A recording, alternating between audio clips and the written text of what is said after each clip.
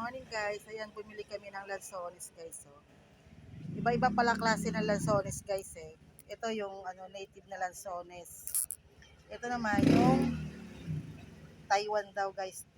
Ay Thailand pala guys. Ito yung Thailand na galing Thailand na lansones guys. So, ito daw guys kahit na isang linggo diyan nangingitim.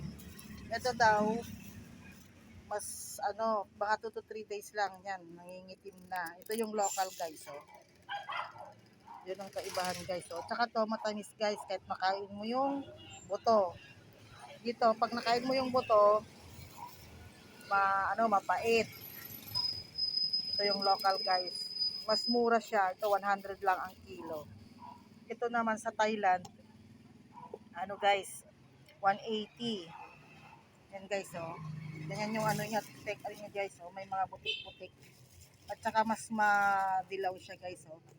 Para dito sa native. Pag gusto mo ng masim-asim at matamis-tamis, ito. Pero kung matamis lang guys, ayan oh. Yan ang tikman nyo, bilhin nyo yan. Thailand na lansones. Ayan, mamili na lang kayo dyan guys. Kung anong gusto nyo dyan. Ito, paubos na oh. Kasi ito yung nilantakan ni Mister.